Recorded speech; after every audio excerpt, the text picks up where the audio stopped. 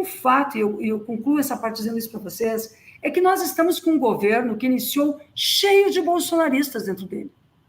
Então, nós não podemos colocar a mão no fogo e dizer que não existiam pessoas de dentro ajudando esses atos terroristas. Mas, se existiam, eram pessoas que já vieram do período anterior marcadas por esta responsabilidade. Mas eu queria perguntar, né, sobre a questão da CPMI do golpe, porque a base, né, do governo era contra essa CPI, por atrapalhar, enfim, né, tantas medidas importantes para serem votadas, mas agora parece que vai sair. Como que a senhora está vendo essa questão da CPMI do golpe? Bom, é razoável realmente afirmar e reafirmar que nós nos posicionamos contra essa CPI. Porque a proposta de CPI, de quem veio, nunca teve como objetivo uma investigação.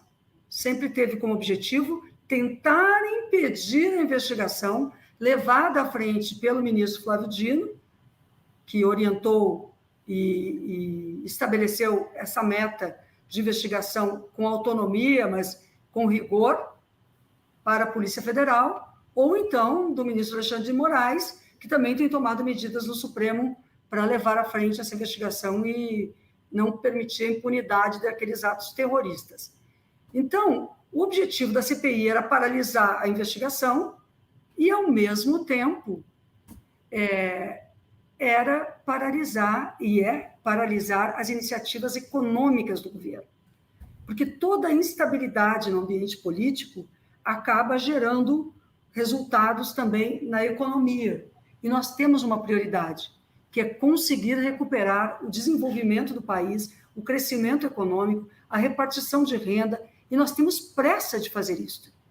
Pressa com o arcabouço fiscal, pressa com a organização da reforma tributária, e nestes 100 dias a gente já recuperou o orçamento das universidades e dos institutos federais, recuperamos o funcionamento do Bolsa Família com atendimento às famílias, prioritariamente aquelas chefiadas exclusivamente por mulheres e também com crianças e adolescentes. Então, há uma série de políticas que foram recompostas nesse primeiro período. Mas para a gente seguir nesse ritmo de atendimento à população, nós precisamos expandir a economia, recuperar a indústria, mover o comércio, não sairmos da lógica do país das commodities, da exportação de commodities, precisamos agregar conhecimento, inclusive. Por isso, recuperar a ciência, a tecnologia, recuperar os institutos federais, as próprias universidades, e pensar em áreas como a economia da cultura, em áreas várias do turismo que geram, que movem a economia nacional. Bem, a CPI visa parar tudo isso, paralisar o governo, dando respostas, porque eles estão tentando inverter absurdamente o 8 de janeiro.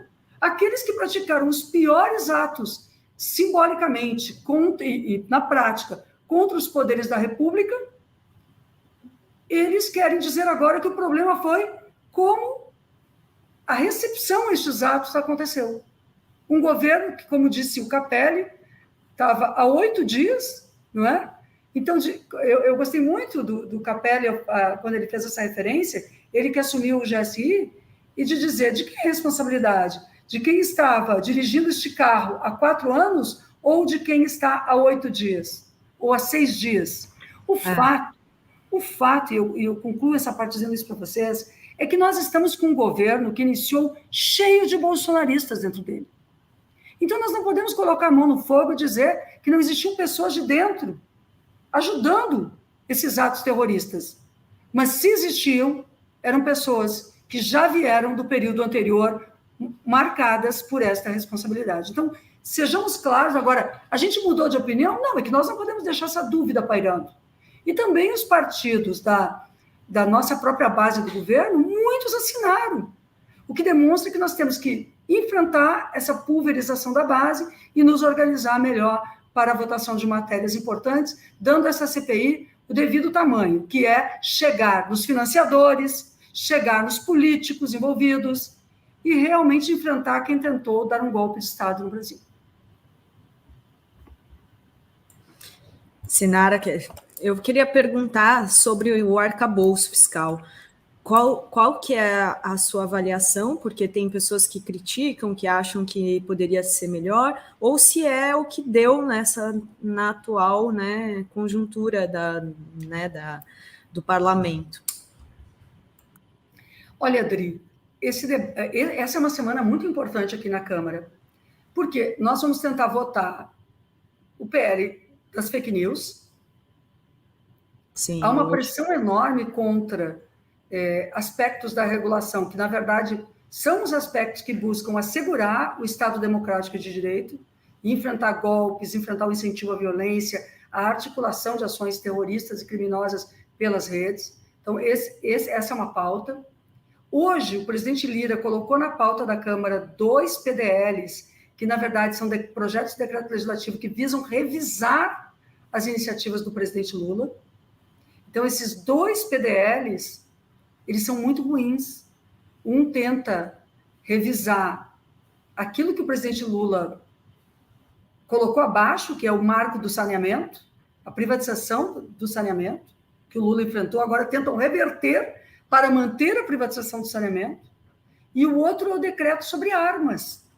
Então, estão tentando colocar em votação dentro da Câmara o decreto sobre armas para a liberação de armas, revertendo as medidas do Flávio Dino e as medidas que o Lula tomou. A Câmara, portanto, esta semana está vivenciando um ambiente de tensão, com estes 2 decretos legislativos em pauta, que nós pedimos ao presidente Lira que não mantenha, estamos trabalhando para retirá-los da pauta. Isso testa o governo, num momento que o governo não está, talvez, ainda preparado para essas votações. É muito ruim se o governo vier ter derrotas em temas que são importantes, que são caros para a nossa estrutura do Brasil. Essa questão da liberação de armamentos é um tema dos mais sérios para a democracia, para a paz. E, de outro lado, nós temos a SPL das fake news e a instalação da CPI, certo? Paralelo a isso, gente, a esse ambiente político que não está simples no parlamento e no Brasil, nós temos o arcabouço fiscal sendo debatido. Ele traz, segundo Fernando Haddad, um incremento de receita e, para o governo, isso é fundamental. Mas vocês vejam que este ambiente político conflagrado, que já tivemos a semana passada, que estamos tendo nessa semana, não é o melhor ambiente para o debate de matérias econômicas profundas como este da reforma tributária e do arcabouço fiscal. Então, nós vamos ter que limpar o terreno da política para conseguir entrar com a economia com menos problemas.